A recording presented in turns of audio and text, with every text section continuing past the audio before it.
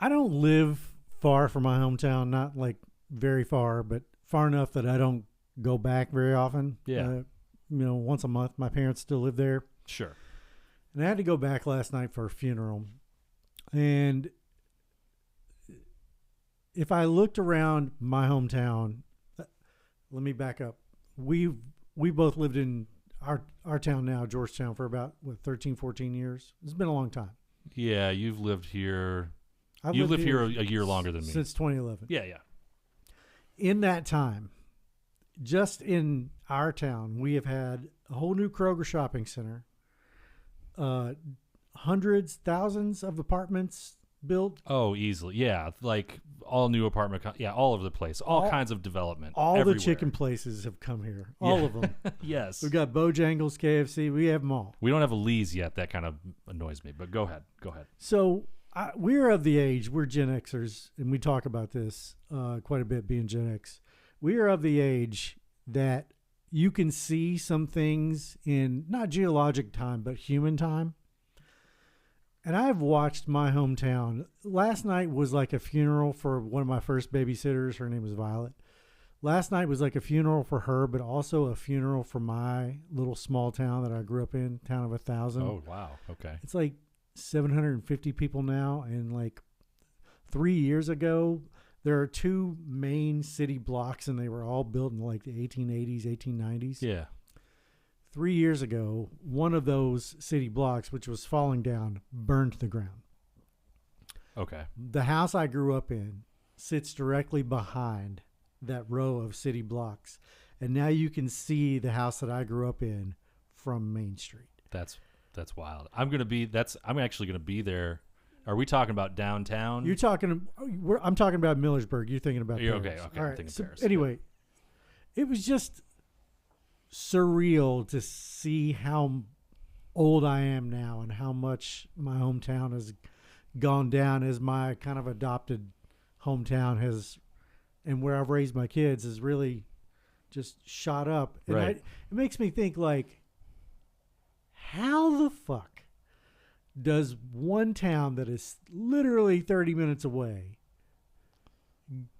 nosedive in such a way, and a town that's 30 minutes just a little bit different direction is the fastest growing city and county in the state? Well, I guess they're all moving here. I mean, when you're saying 750 people, I you're mean literally talking talking 750 people. That's almost as few people and shrinking almost as fast as the number of people who are listening to this podcast.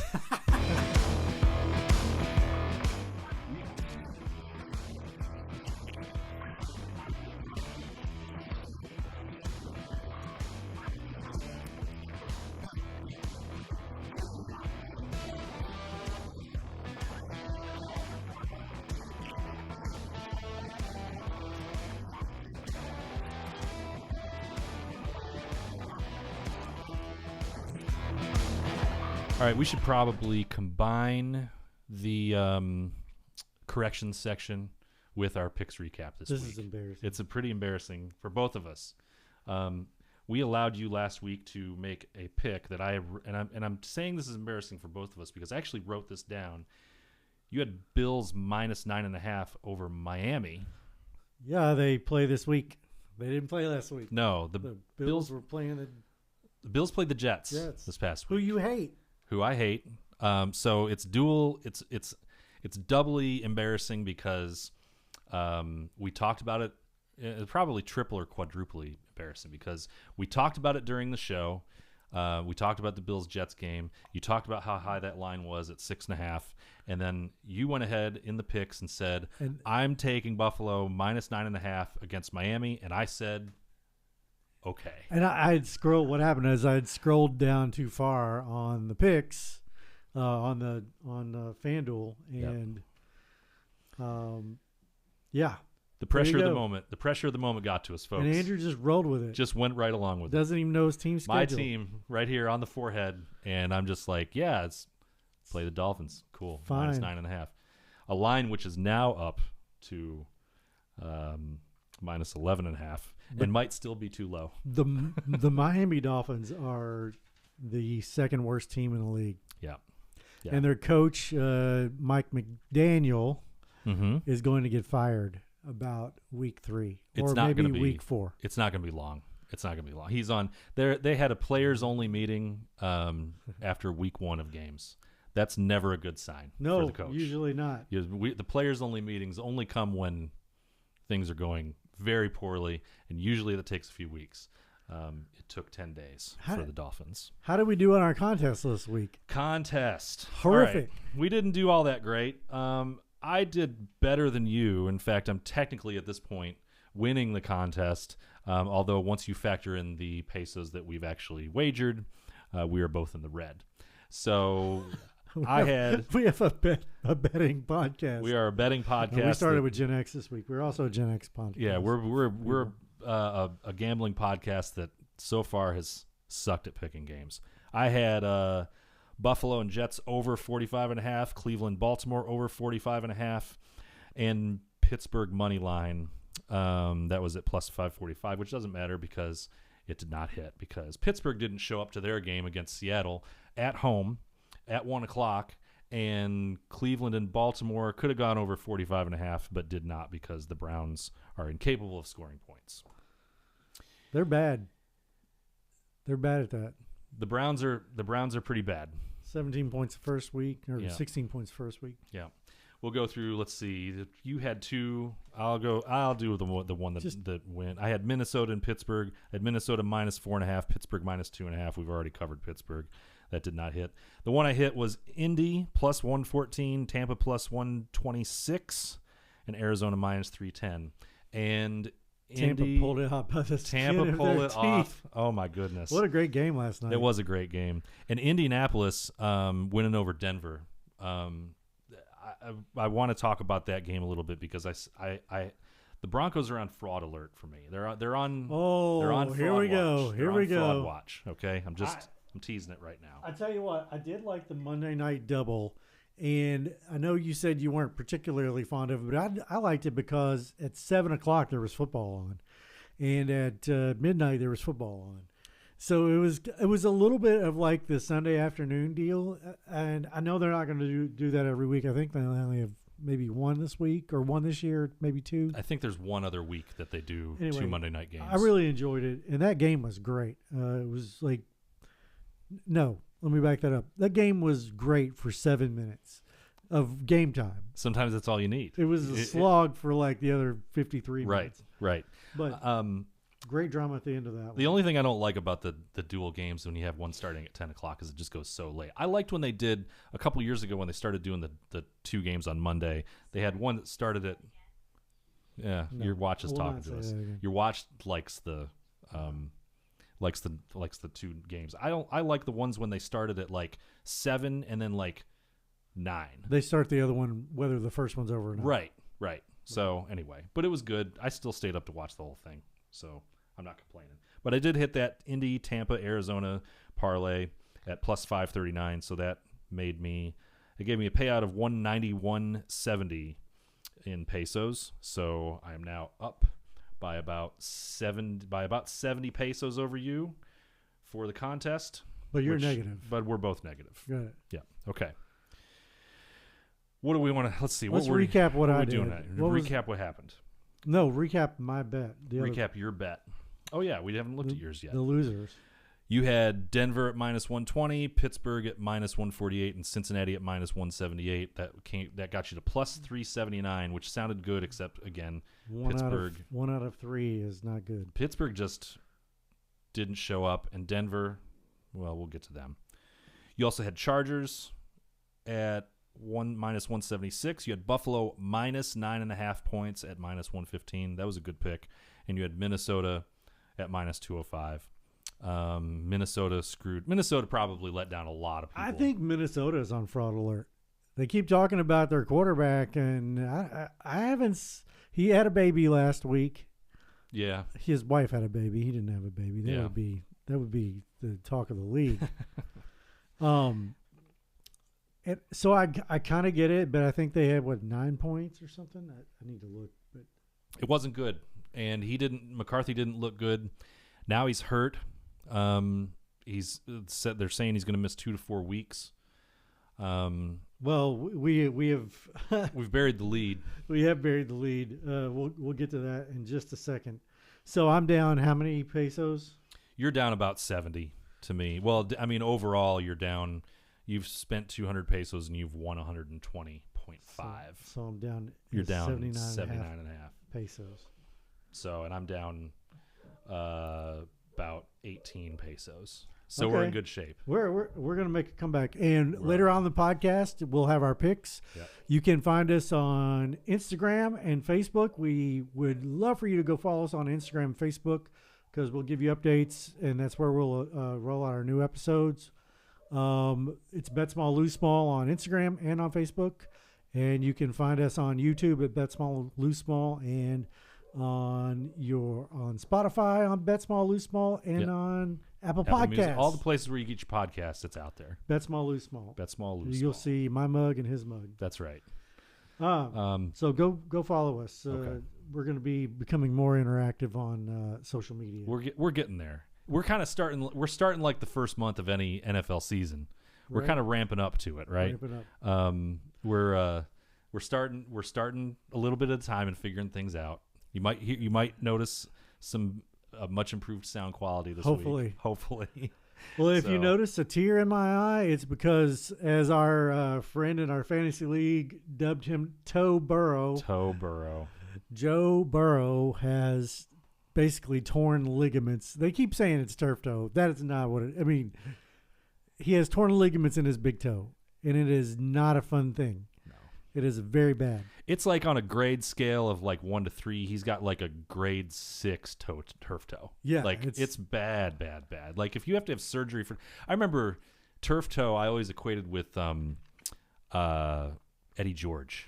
Yeah. Okay. You always heard about Eddie George playing through turf toe. And I was like, well, what does that mean? Like he stub his toe in the locker room? No, it's apparently very, very painful. And in Toe Burrow's case, and you can't push off. Like that's the biggest. Your big toe is critical, and you can't really push off. And Joe Burrow is out for 3 months, which means we're on the Jake Browning watch. He's either had surgery or he's getting ready to have surgery. But yes, it looks like he will be back. Now they said 2 to 3 months. 2 months puts him back in like the middle of November. 3 months puts him back in the middle of December. So neither one is good. Now Jake Browning, let's first talk about Jake Browning and what this means, because this is actually a huge injury for all the AFC in general. Yeah, I mean it's a huge injury for football. Period. Yeah. So first of all, Browning, he came in for 7 games last year and he went 4-3. So look, the Bengals, the season's not over. It was 2 years ago. Oh, 2 years ago. Let me just run. When Joe Burrow was chosen by the Bengals first, whatever year it was, I think it was 2020, 2019, whatever year he was picked. Yeah. I said at the time that I did not like the pick because there was a tackle that year. I can't remember who it was. And they needed to build the infrastructure before they put the Ferrari behind the line. I was right in this sense. Is Joe Burrow a franchise quarterback? Absolutely. Could they have gotten a different guy a year later with the ties to Ohio that Joe Burrow has? Absolutely not. None of that could have happened. No, it was a perfect storm. You had to take him. It wasn't like there was a debate. He was going number 1, and that's it. However, 2020 he tore his ACL, MCL, PCL, and missed all the season. 2021, he dislocated his pinky. 2022, MCL sprain. 2023, torn wrist ligament and missed the rest of the season. 2025, he has a grade 3 turf toe, and he's out 3 months. He also had a burst appendix and a right calf strain, and this comes from my pal Mark Slaughter, who was the Bengals, one of the Bengals videographers. He didn't work for the Bengals. He worked for Channel 9, where I used to work. Yeah. He worked there for almost 20 years, and he's been through many, many, many Bengals seasons. Shout out to Mark Slaughter. You can find his stuff on Twitter. Oh, he is the most annoying troll in our. He is a big troll in our fantasy league. He's a big troll with a big heart, but when he's in troll mode, you can't get him off of it. He specifically trolls all the Bengals fans in the chat, and it's just. And I'm not even a Bengals fan. Like, I like the Bengals. Okay, I sympathize with you all, but God damn it, Mark, shut up for a minute. But I mean, you can see an injury every year but 2024. Yeah. And in 2024, he was still recovering from that torn wrist ligament and wasn't right for the first month. Or no, for the first 6 weeks. Yeah. And they started the season 1-4. It's been a rough go. Let me ask you this as a Bengals fan. How are you feeling about... Distraught. Okay, so you're in this distraught level. Are you like, season's over, I'm going home? Like, because I mean, I had them to I picked the Bengals to win the division. That is not the nature of this sickness. Okay, that is not the nature of how this works. Okay, we saw Jake Browning be reasonably good in 23. He went 4-3. There was like talk that Jake Browning was going to get shipped somewhere for like a second or third, fourth round pick, something good, a real quality asset. Because everybody was like, Jake Browning guy's pretty good. Jake Browning is a backup for a reason. This is true. Yeah. He is, technically speaking, the 33rd best quarterback, or if you put Kirk Cousins in front of him and if you put Jimmy G in front of him, he's the 35th best quarterback on the planet. Okay, let's have this discussion then. Okay. All right. Are you comfortable with Jake Browning? No. You're not comfortable with Jake Browning. Because I'm going to tell you this. When he came in that game, he threw the 3 picks. I'm going to argue 2 of those were not his fault. Not his fault. I think he's good, but this is an offense that they have paid a gajillion dollars to. They have 2 number 1 wide receivers. The problem that the Bengals have had for the last 5 or 6 years is they don't have a motherfucking left tackle that you know the name of. Yeah. So you're not comfortable with Browning. Let me put it to you this way. I'm okay to let him look. You're okay with letting Browning cook for a little bit. I give him 3 weeks. Okay. Okay. Let's give him 3 weeks. Let's look at the schedule here. Because the options are terrible. Yeah. Well, we're going to talk about the options. The Bengals are 2-0. They lead the AFC North. Now that's a big deal. The fact that they've still pulled off a 2-0 start when they don't do that very often. No, what was it? You gave me the stat. It was Zach Taylor was 1-11. 1-11 in his first 6 seasons in the first 2 games of the season. Okay. And now that's horrendous, by the way. 3-11 for a guy that's taken a team to a Super Bowl. That's awful. So, what looked like a really bad schedule before the season started is now just merely tough. So, the next 3 weeks are at Minnesota, at Denver, and home to Detroit, then at Green Bay. So plausible 2-2 out of that. That leaves them at 4-2. Then they're home to Pittsburgh, home to the Jets, and home to Chicago. Then they go on bye. Theoretically speaking, I guess a lot of this depends. 7-2. Yeah, a lot of this depends on how you feel about Denver and Detroit. I mean, Green Bay, we've already talked about the problem. I think you're not going to win at Green Bay. I think they beat Minnesota in Minnesota. I think they lose at Denver. I think they lose to Detroit. I think they lose to Green Bay.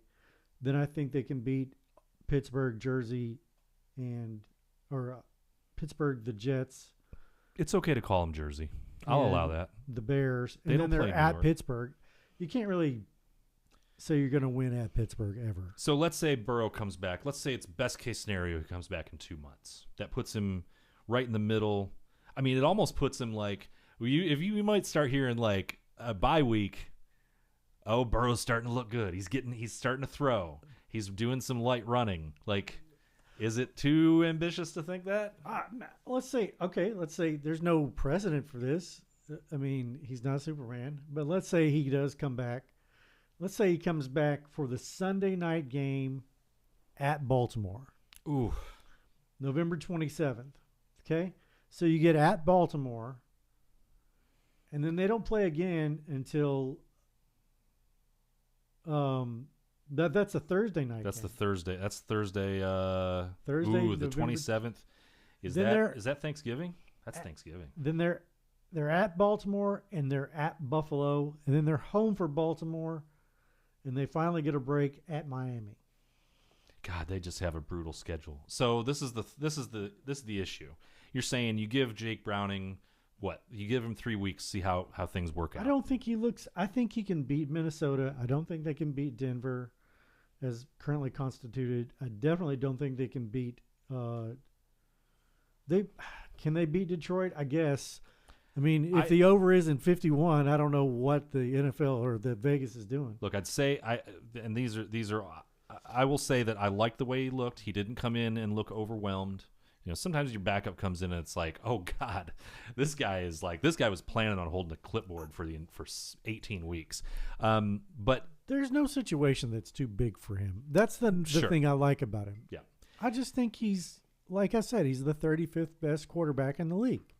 Are you entertaining trade ideas to replace Burrow until he comes back? If I could get Jimmy Garoppolo or Kirk Cousins for a reasonable price, and I don't know what that price is, it can't be a defensive asset. They don't have any. Right. They have one, but that's not. You can't give up Trey Hendricks. So we're looking at a pick. Is it a fourth, third? What would you take to move? If I'm Atlanta, they've already been on the phone. Yeah. Oh, I'm sure they have. Trying to get a third rounder for Kirk Cousins. 100%. Yeah. A third rounder for Cousins? I don't think he's worth that. I'm saying that's like I don't a think fourth they to can, a sixth round. I don't think they can pay him. That's the problem. Well, they might not be able to fit him under the cap, and then you got 2 years after this left on his contract. Yeah, so that's an issue. That's a problem. But do you eat that to say, look, we might have a shot in this AFC North where, Baltimore's already 1-1, Pittsburgh's 1-1, and they stunk at home against Seattle. I don't think Pittsburgh is very good. I don't think Pittsburgh is very good either. And then you got the Browns, and the Bengals are already up a game on the other two decent teams in that division. So, do you make the panic trade? I mean, I think Cousins makes sense. I'm more of a Cousins believer than a lot of people. I thought that he kind of got boned in Atlanta last year.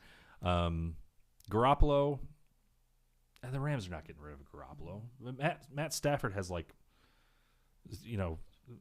he has jello for vertebrae in his back. Like he's that guy could go down tomorrow in practice. I don't think they're moving Garoppolo even if the Bengals offer him something. Would you consider Jameis Winston? Get the fuck out of here. That's an appropriate answer. His middle name is Interception. Well, that's fair. That's fair. Browning last week, was it Browning was 21 of 32 for 2 TDs and 3 INTs. And I'll tell you, one of those TDs was an absolute dime on the throw. I mean, he was not messing around. He came into there to play, and he's like, you know what? I'm going to throw I'm going to try to throw as many picks as Jameis Winston would throw on this team. So we had all that love for Aaron Rodgers in week 1. They laid an egg. They were terrible. And it's, the problem is the defense. The defense isn't good. I saw something like this is the worst statistically the worst defense that Mike Tomlin's ever had through 2 weeks of the season. And I don't really know what they do to fix it. It's not like they have a lot of injuries and they have people coming back. They just might stink on defense. And if you're not going to be playing from behind with Aaron Rodgers at this stage of his career, I don't think he's leading a lot of those late game comebacks like he used to. Either. But yeah, I'm just reading here on ESPN. The Bengals added a couple of practice squad quarterbacks, Sean Clifford and Mike White, to the practice squad. Mike White's okay. Mike White had a little trip had a little stay in Buffalo this offseason, so he's okay. And Brett Rippon is the backup for Jake Browning. So, oof, that's unfortunate. So don't get hurt, Jake Browning. To answer your question, wear your seatbelt this week, man. Here's another one. Would you rather have Jake Browning or Andy Dalton? Oh man, Andy Dalton isn't Andy Dalton like 53? No, he's like 37. Okay. Well, I don't know, man. I don't think I've even seen Andy Dalton play football in the last 2 years. Have you? He's been in Carolina. They seem to like him there. I think he found his niche. Yeah. Where he was supposed to be, post 31 or 32 years old. Yeah. So I think he's washed. You don't want any part of that. Yeah, I don't know. There's never a good answer here. This is like a marriage that's failing. I mean, the consensus is basically you're going to have to go with Browning because anybody that you bring in, even if you bring in Cousins, who I think is the best reasonable option, they can't pay him. It's going to be 2 weeks before he's really ready to go. And if he's guaranteeing money, they'll have to cut him, or they'll have to figure out something. I think you're stuck with Browning, but I'm telling you, man, 9-8 might make the playoffs, and if you get to December and Browning has at least been able to hold steady, keep him around 500, you're already 2 games above. If he goes 500. And they've got 1, 2, 3, 4, 5, 6, 7, 8, 9, 10 games from now until their first game in December. They'd be 7-5. They could be 7-5 with Joe Burrow coming back. Do you know what the worst emotion is as a football fan? Hope. Hope. Let's take a break.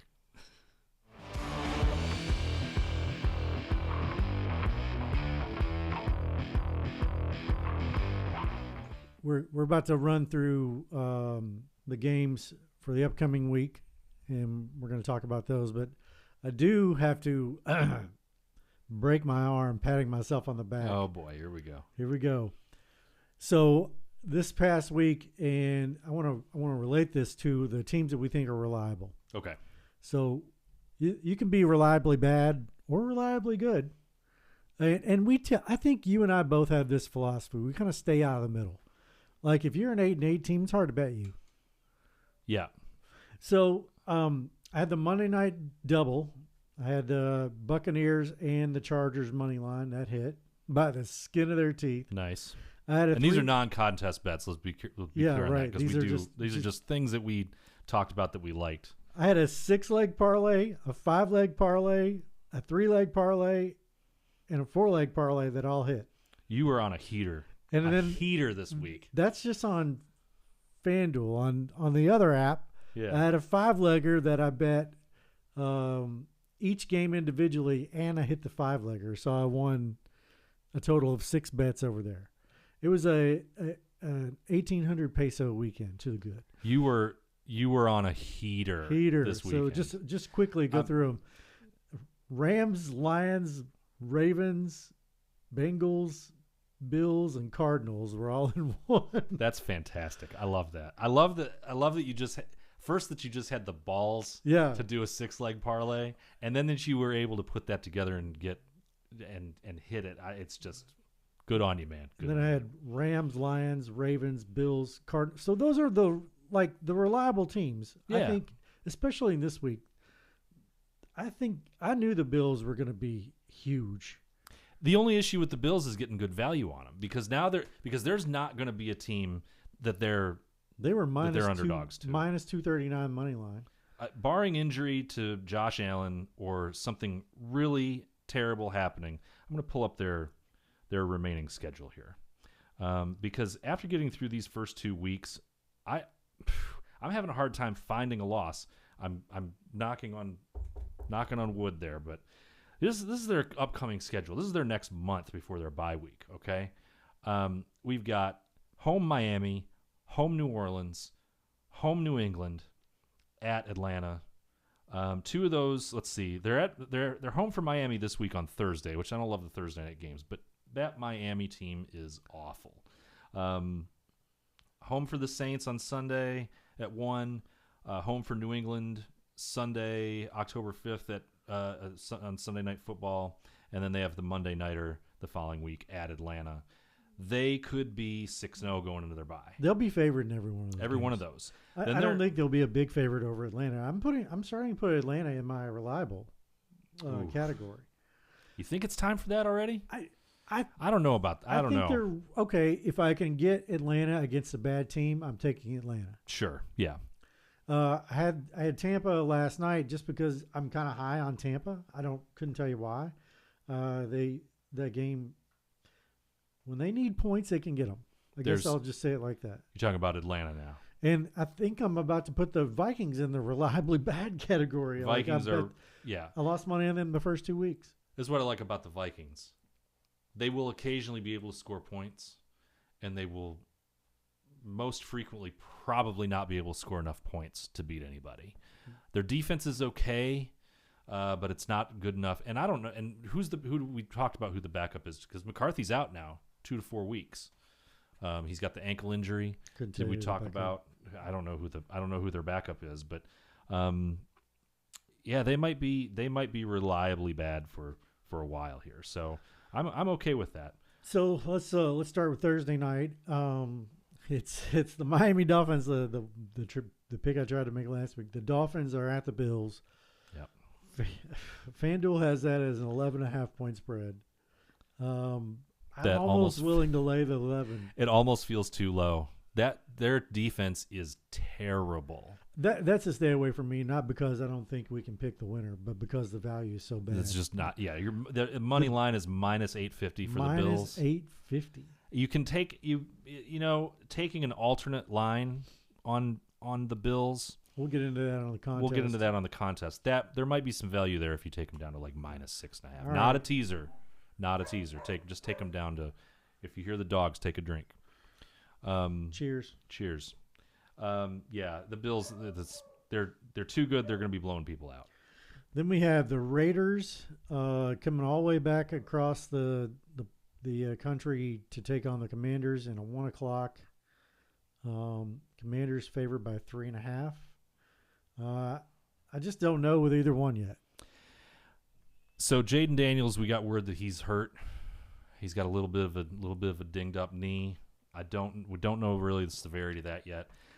Here's the thing: the Raiders looked bad last night. They're a stay away from me though. Like this game is just a stay It's a stay away. I'm not going to put. I mean, the Commanders at minus 186 is not terrible.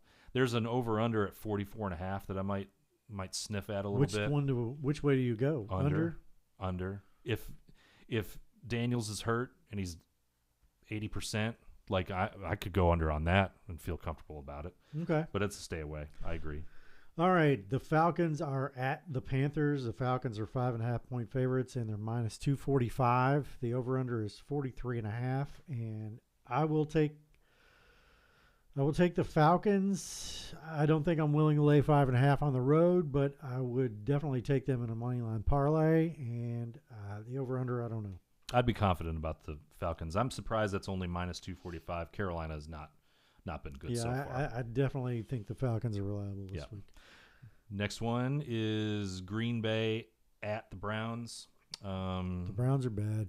Browns are getting 8.5. They're plus 330. The over/under is 42.5. The Packers may be the best team in the league. They might be, which is curious that they're minus 420 when the Bills are minus 850. I think the way to bet this game is to put the Packers in a teaser, get them down to like 4.5, or take an alternate line or something. Yeah, alternate line. Yeah. I think getting them down to 4.5, 5.5 would make them roughly 250 minus 250. Okay, that's the way to bet that. Yeah. Steelers at Patriots. The line is 1.5. The Steelers are favored on the road. I think that's ludicrous, but I don't feel good enough about the Patriots to bet it. I don't either. But why is Pittsburgh? Why isn't this a pick? It is. It is basically a pick. I mean, I guess, but I don't know, man. If I'm betting this, give me the Patriots plus 110. I may have a little bit of action on that. Okay. Next, we've got Rams at Eagles. At Eagles. Okay, so this is a 1 o'clock, a West Coast travel to East Coast. I like the Eagles, but man, the Rams are pretty good.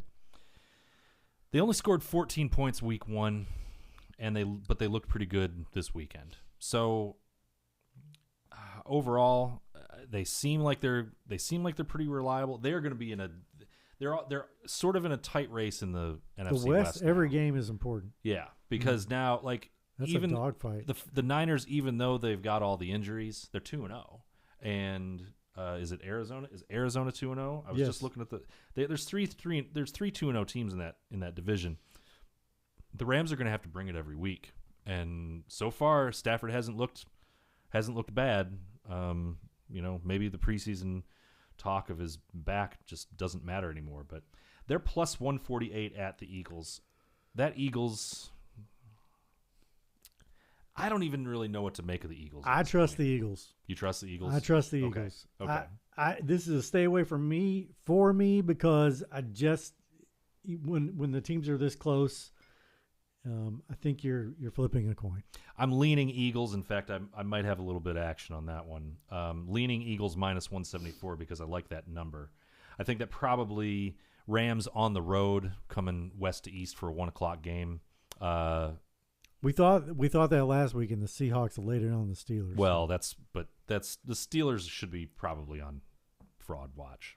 The 1-800-GAMBLER game of the week is your Indianapolis Colts at the Tennessee Titans. This is an all-time 1-800-GAMBLER team. I want to talk to you about the Colts for a second because they're now 2-0.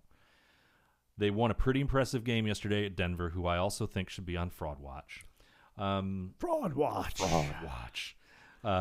You should get an alert on your phone when Denver is losing a game against the Indianapolis Colts with Danny Dimes. You should get a fraud alert when you get a weird credit card charge on your bank account or something. That there should be fraud alert. Daniel Jones has put up some pretty good numbers. He's been good. He is something like 6th in the league right now in QBR. Is this going to be like the Baker Mayfield thing where he gets down to Tampa and you're like, okay. They've started 2-0. They've scored a ton of points. Dimes has not thrown a pick. They have not punted, which is a little misleading because they've had some turnovers on downs, but regardless, they're not putting themselves in a position where they have to punt. They're not 4th and 17 on their own 40. Their offense is pretty good, and Dimes has looked good. He's not thrown a pick yet. But do you think, on a scale of last year's Saints, who started off 2-0 and hot, and last year's Vikings, who started off 2-0 and hot, where do the Colts fall on that scale? Are you leaning more towards they're the Saints, or they're more towards the Vikings? Well, the Vikings were – that's tough. The Vikings were slightly fraudulent, even though they won a bunch of games. Yes. The Saints were fraudulent from the get-go. We knew that right away. We knew going into week 3, we're they're turning back into a pumpkin soon. Yeah, I mean, so are the Colts good? No. Are the Colts going to have a good record? Possibly. Do you think there's a possibility that they win the AFC South? Yeah. Over Houston, Tennessee. I think Tennessee's going to have a long year. Even though Cam Ward, I think he's playing better than his stats show. But here's the similarities that I noticed with the Colts and last year's Vikings. Colts have a good defense. They have a pretty solid running game. They have a quarterback who came from New York and bounced around to a couple other places and then landed on their team with a supposed quarterback guru. Last year it was Darnold going to Minnesota and having a career awakening after playing for the Jets. Now you got Daniel Jones, who came from the Giants. Now he's with Shane Steichen.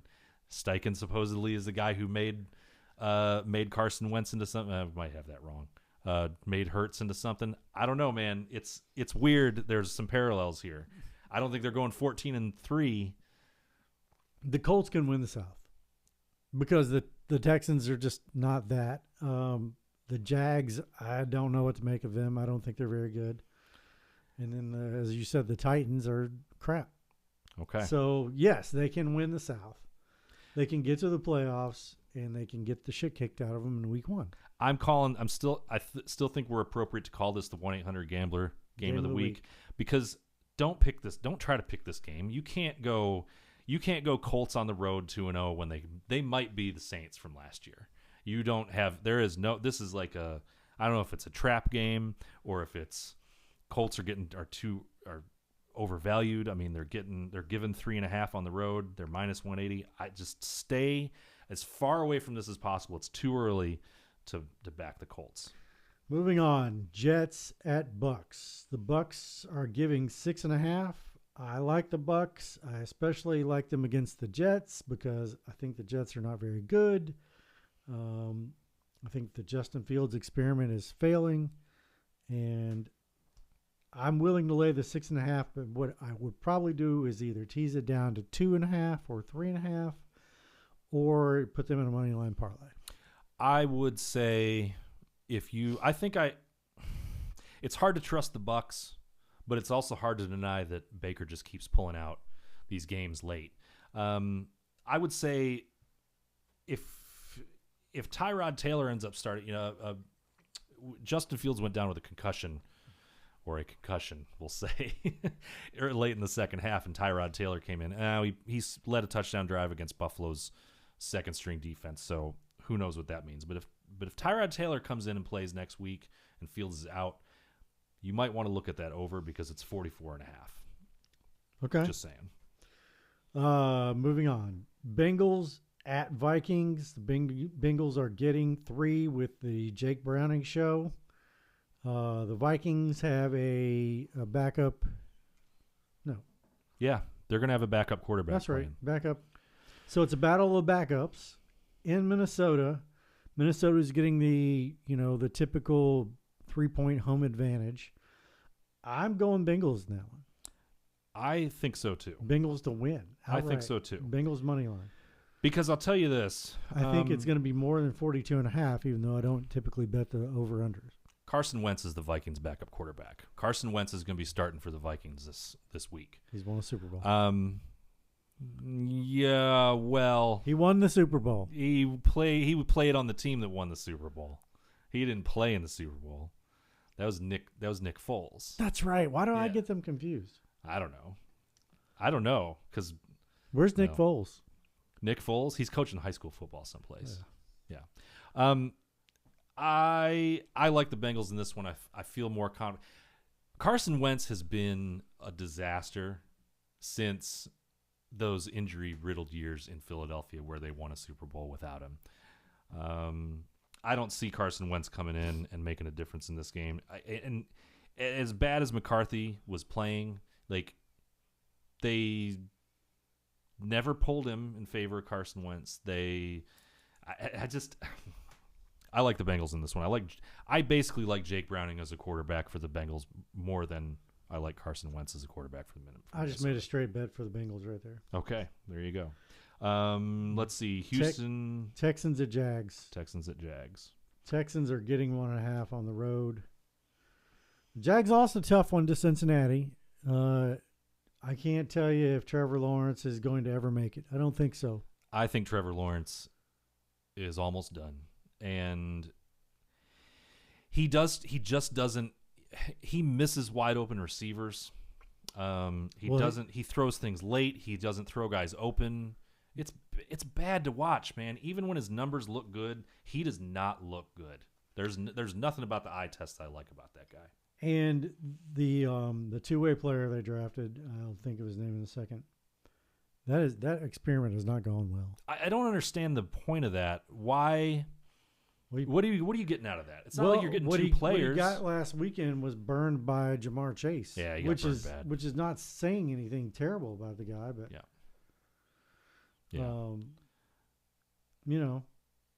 I think the Jags are a mess. I think they're having a hard time picking up Liam Cohen's offense.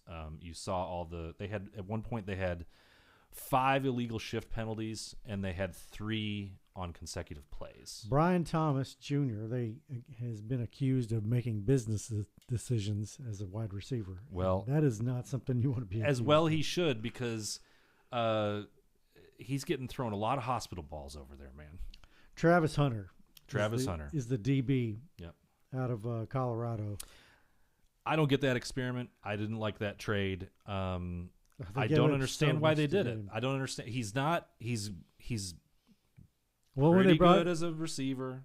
He's not worth trading up for to get as a receiver. He's pretty good as a defensive back, but he can't play every single play. No. So I don't know. I think the Jags are a mess. I would take Houston in that one, even though Houston did not look good yesterday. No. Moving on. Houston, if we're taking Houston, we're taking them money line. We're taking them straight up. Yeah. New Orleans at Seahawks. Saints at Seahawks. Is there a reason to talk about this? The Seahawks are going to probably I wouldn't lay the 7, 7, but I would lay 4, and I would take the money line. Okay. Over-under is 41.5, which is criminally low, and I'm not sure it's wrong. This is, again, the Saints are not going to score points. Denver Broncos at the Los Angeles Chargers. The Chargers are 2.5-point home favorites. I don't have a good feeling about this. I like both those teams. I think you think that Denver is more of a fraud than I do, but I think LA is pretty good. I'm taking the Chargers in this. I think there's a chance that they are the best team in the AFC West. They have a legit chance to win this division with the Chiefs now. They're 0-2, so they're behind. They're going to be behind the 8 ball all season. Everybody had Denver built up all off season, and I just was like, you know what? Why do we think that Bo Nix in year 2 is going to be all that much better? And it's turned out that he's really not that much better. He hasn't been good these first 2 weeks.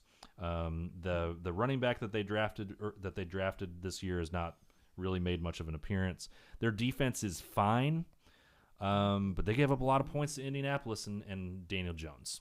So I don't know if that's the strength of that team.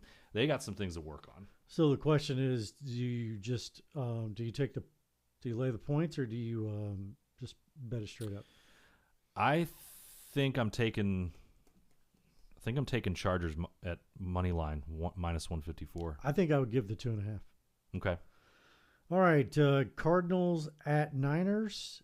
Cardinals are getting 1.5, and I'm going with the road dogs here. Okay. I don't love this game because there's a lot of injuries for the Niners, and it's kind of hard to tell what are they going to be. They're 2-0 going forward. But I know, but Purdy is hurt. I'm going under 43.5. Under 43.5 is probably what I would do. I'm staying away from that one personally. Cowboys at Bears, and the Cowboys are getting 1.5. That is a weird line. That's weird. That's why. But both teams are minus money line. Dallas is minus 108. Bears are minus 110. That's weird. The over-under is 50.5. The Cowboys' defense is bad. Yeah. I don't think they're that bad. I haven't liked anything that I've seen from Caleb Williams and that Bears offense so far. He's not shown anything to me. Probably a stay away for me. Okay. Chiefs at Giants. I think the Chiefs have to show something. Minus 5.5 on the road. It seems like a lot, though. That's a lot for a Chiefs team that doesn't. Man, they have trouble scoring points. They really do. They have no receivers. Kelsey is bobbling balls in the end zone. Like, what is going on with them? They can't score. I think they've gotten old. Well, I think they don't have much of an offensive line. You know, who do you think their leading rusher is right now? It's Patrick Mahomes. It is Patrick Mahomes. That's pretty scary because Patrick Mahomes is not really a runner. No. That's a tough one. That's a stay away. I think it's a stay away. Lions at Ravens. This is the Sunday night game. No, I'm sorry. The Chiefs and Monday Giants night. are the Sunday night Chiefs and Giants game. are the Sunday night game. Lions and Ravens are the Monday night game. I think that's the marquee game of the week. It should be. I don't understand why Baltimore is giving 5.5. It's a lot of points to give on a Monday night. If I'm betting that game, it's probably a stay away. But if I'm betting that one, I'll take the 5.5. Yeah, I think I would take the 5.5. It's a last possession kind of game. Yeah, probably. I just can't see anybody running away from anybody else. The only question is Lions. We've seen Lions outdoors on the road. I mean, we've only seen them once. It was at Green Bay, and Green Bay might be the best team in the league. But Baltimore's in the top 5 or 6. It's summer. Yeah, it's still summer. Yeah, that's true. That's true. Over under on the number of punts in that game. I'm going to put it at 1.5. I would take the over. I'd say there's at least one punt on each side. Okay. Why do we really think that these defenses? The Lions' defense is not bad. The Ravens No, defense the Ravens offense is really good though. The Ravens offense is really good. Yeah. Over under 1.5 punts. That's interesting. We might have a little side wager, you and me, on that one. Okay. That's it for the games. Let's take a break and we'll come back and give our picks for the week.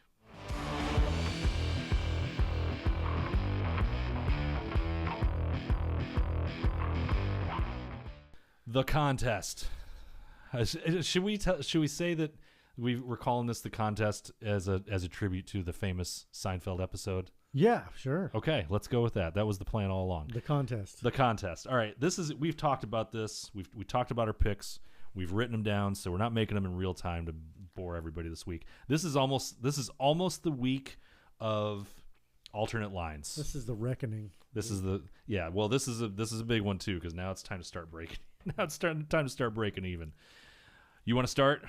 Yeah. Okay, 30 pesos. This is a 3-leg parlay. Money line parlay. I love those. Yep. I've got the Falcons, the Bengals, and the Texans. And whoever the announcer was in the last Bengals game that kept calling the goddamn Bengals. Those guys were terrible. I was going out of my mind. Man, I had to turn the sound off on the TV. 30 pesos. Falcons, Bengals, Texans. I call this the road dog special, even though they're not all dogs. That gets me to plus 542. Yep. Very nice. I've got are you going? Are we alternating? Let's alternate. We'll go back and forth. All right, go ahead. I'm taking Chargers minus 154 and Seattle minus 370. This is a 100% double your money and move on type of move. Sometimes you got to do those. Yep. I like the Chargers at home against the Broncos, who I think should be on fraud alert, and I think I like the Seahawks to beat the Saints in any sort of conditions, especially in Seattle. That gets me to plus 109, and I'm putting 40 pesos on that one. All right, I've got a 4-leg parlay.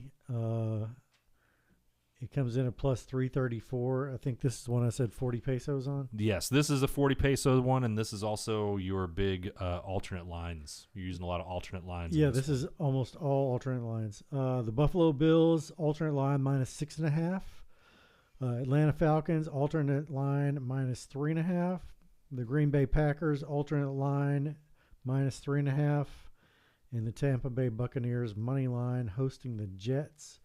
The Bills are hosting the Dolphins. The Falcons are at the Panthers, and the Packers are at the Browns.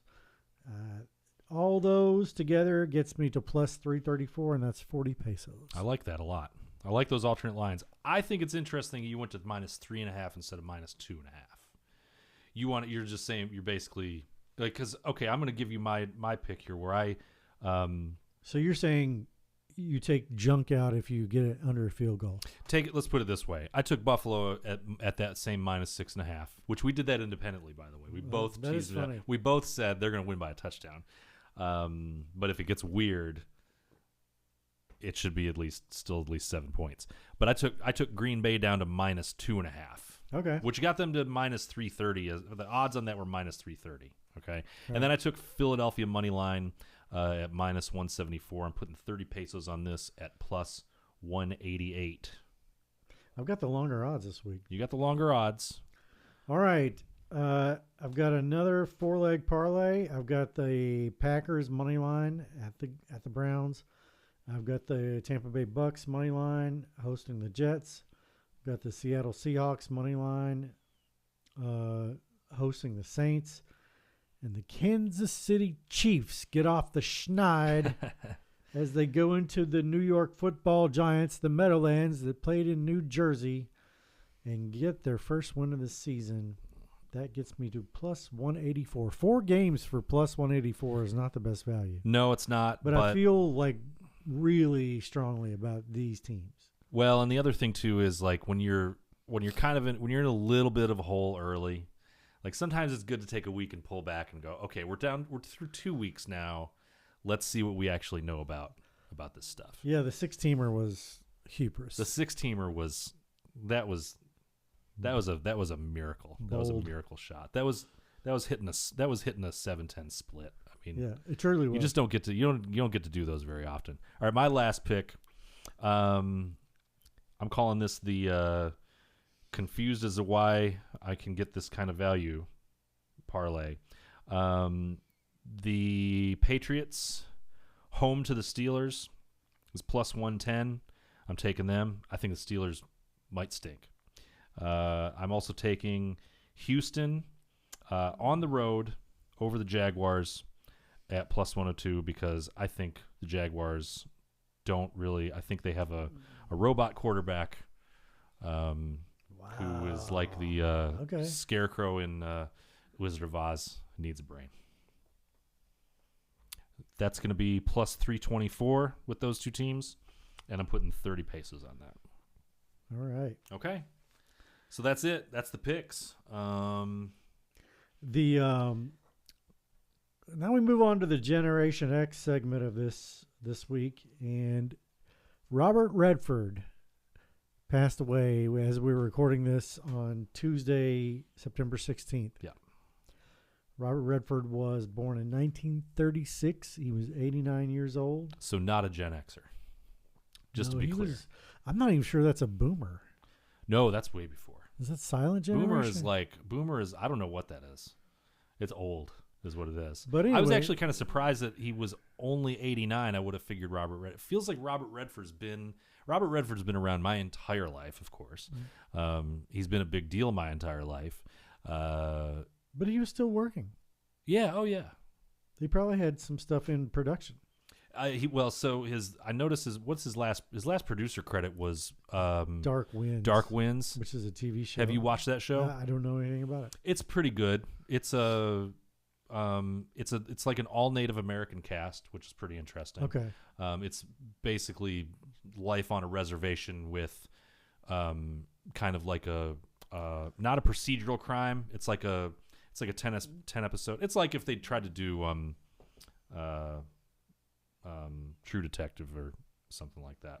On the res? On the res, yeah. But go ahead. We're talking too much about that. That was his latest project, and honestly, still throwing in the mid 80s at 89. Yeah, he was great. He had 82 titles as an actor. He had more than 50 as a producer, but he directed 10 films. Mm-hmm. And I kind of want to talk about. I think those were the most personal to him. And you're not going to know all of them. You're not going to know all these films. Yeah. Ordinary People is 1980, and that's before your time and really before my time. Yeah.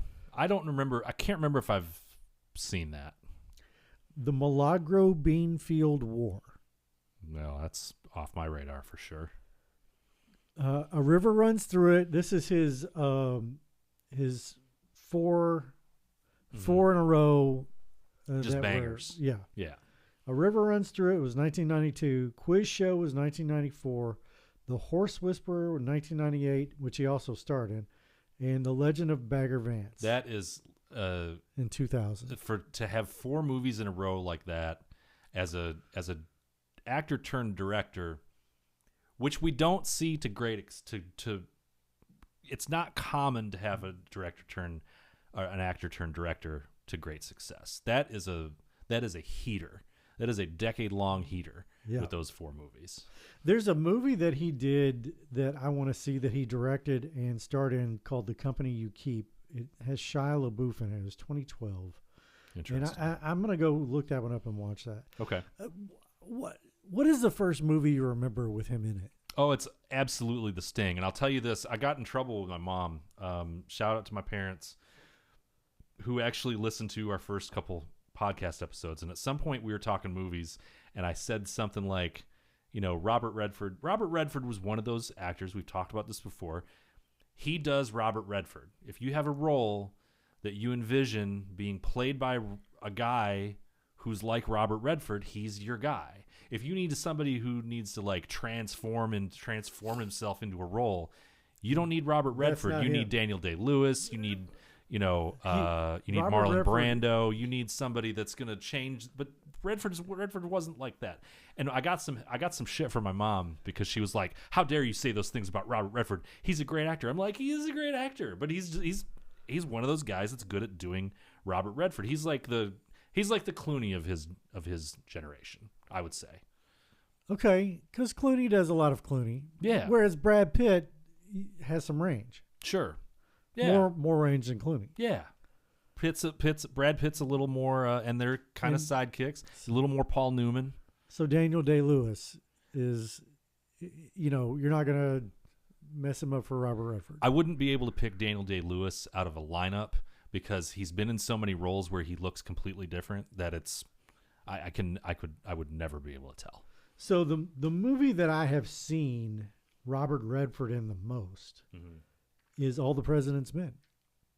And I have seen All the President's Men 15 times. That makes sense given your press background. When I was in journalism school back in college, we had to watch All the President's Men for media ethics class. Oh, so that was probably my introduction to it, and it was so well done that I've just watched it as a film. But I also love that story, which I think is really pertinent even to today, because the way that journalism is now and the way it was then were completely different animals. I'm not saying journalism now is better or worse. I'm just saying then they were lauded then, even though the president was trying to bring them down. There's an echo to what they did in that film and what the real if you don't know what we're talking about, it's basically the coverage of the Nixon, the Watergate scandal. It's the Watergate scandal, right? So and it's a fantastic movie. It is. I mean, if you just like films, it's a great film. Yeah. But it's also a pretty well reasoned retelling of. It's him and Dustin Hoffman, right? Yeah, that's Dustin Hoffman. Okay. And Jason Robards. Oh yeah. Was the editor of the paper. Yeah. I don't think I finished saying which movie I remember Robert Redford from the most. It's The Sting for me, because my mom introduced me to my mom when I was little. She would sit me down and be like, "Hey, this movie is cool. This movie is good." It kind of got me into. It's kind of the foundation of me being interested in movies nowadays. But The Sting was one of the first ones. She was like, "You got to watch this movie. It's great." And I loved it even when I was like, I don't know, 9 or 10 and didn't even fully understand what was going on. But it's one of those, it's a Robert Redford, Paul Newman movie that is just, it's about con artists, and it's a fantastic movie. I think it's one of his best roles. There's a movie he did that I saw that it takes place in a prison. He's older and I cannot find the title for it, that I thought was interesting. The movie I think I remember him the most in is The Natural, but he always delved into journalism movies. He did one about every decade. He did Up Close and Personal in 1996, and he played Dan Rather in 2015 in a movie called The Truth. I'm going to have to see that one because I did not know that he. I did not know that he. I didn't know that Dan either. Rather. That's kind of outside of what he does. Yeah, and it's about Dan Rather's basically his devolvement in one particular story, the complete devolvement of his career in one story because they couldn't verify it. And that was the George W. Bush story. That's right. In 2004. Yep. And Dan Rather went from being one of the most lauded newsmen in the country to... he became a punchline for a long time. Yeah. It was bad. Anyway... we can't forget Butch Cassidy and the Sundance Kid. Everybody likes to talk about that one. I mean, and simply because he and Paul Newman are just... It's just so good. It's hard to. I don't even know if it's been a while since I've seen it. I don't know if it's a great movie, but man, it's just fun watching those two guys. Those two, they were the Clooney and Pitt combination of that era. One of the movies that it makes me kind of laugh now that I think back about it, is now that I've been married for been with my wife for 10 years almost, married for 6 or 7. Mm-hmm. Is Up Close and Personal. No, sorry. Well, Indecent Proposal. Oh, Take my money.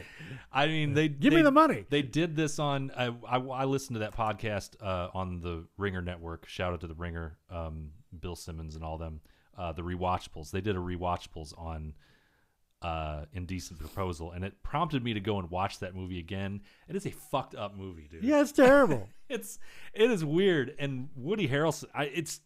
Woody does a great job with the material. If you've not seen it, please, for the love of God, go and find Indecent Proposal someplace, because, man, it is a bananas movie. 2 questions coming Yeah. up. First question is, how did Robert Redford get talked into that script? I don't know. That's the thing, is like, it's so far outside. Well, it's almost as weird as him trying to play Dan Rather. I don't know. It's Robert Redford, Demi Moore, Woody Harrelson, Oliver Platt is in it. Billy Bob Thornton is in it. Yeah, Billy Bob. Yeah. So it's got some A-listers. Oh, yeah. And some guys I really like watching, but like, It was a phenomenon in the 90s. as a 51-year-old man, if somebody said, "I'll pay you $1 million for a night with your wife," I'd be like, yeah. "Enjoy the night, lady." Do you want to do this in cash? Or, Right? I got a you need my Venmo? I'd be like, it's okay, yeah, fine. This is not. I think we'll be all right. Yeah, it's okay. But yeah, that's a bananas one. Well, and the success that Redford had as not only an actor and a director, but also a producer. I mean, we talked about that. He produced so much stuff. Yeah, he did that movie. Did you see that movie, All Is Lost, where it's just him on a boat? It's literally him. It's Robert Redford on a boat in the ocean. Something goes wrong. It's like a fight for survival. No, I've not seen It's that. just him. The cast list is literally just Robert Redford. It's only him on a boat for an hour and 55 minutes, and That's tough. there's like almost no dialogue. It's captivating and just amazing to watch, and also at the same time really boring. So I don't know. I would recommend that one though, because it's fascinating to watch something like that and think about how on earth did they make this movie. Like Maybe it was made incredible. on a tiny little budget, and Robert Redford said, "This is just something I want to do." Yeah, it had to be like a passion project for him. Is he the last of that era? Well, he's getting close. I mean, Jack Nicholson's not making movies anymore. Hasn't for a while. I mean, it's getting pretty close. Like anybody, if you're born before 1940, that makes you at least You're in your 80s at 85. least. Yeah, you're in your mid 80s. So yeah, I don't know who else is left. Who are some of the female actors from that period of time? Are we thinking about? There haven't been any. The female actors stopped being in films when they're like 55, 56. Yeah, that's true. I mean, it's pretty rare that Meryl Streep is the exception. Yeah, yeah. I don't know, man. It's getting to that point where not a lot of those guys are left. No. I mean, Paul Newman's been gone for Many years now. He was a little older than, wasn't he? A little older. A few years, Yeah. but not Yeah. a bunch. Who hasn't made? Oh gosh, Dick Tracy and Bulworth. Warren Beatty. Thank you. Yeah, Warren Beatty. Okay. Yeah, he's still around. He's still floating around, but I haven't seen him. He hasn't done anything I don't in think a long he's- time. There may be. We may be missing that. Maybe there's like he's got a condition or something. I don't know. I don't know.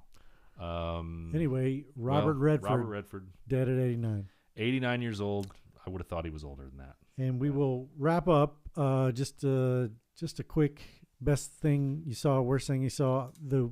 I don't have a best thing this week. I really don't. No. And the worst thing I saw this week was the internet. I mean, it was just a cesspool of hate. We won't go into anything more than that.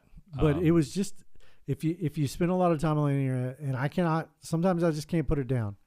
It was, I'll tell you this, it was nice to have football last night. Yeah. It was good because to get back I actually slept. Yeah. But the thing I saw that was the worst was the internet. I had to, for part of my job this past week, do a lot of social media investigation.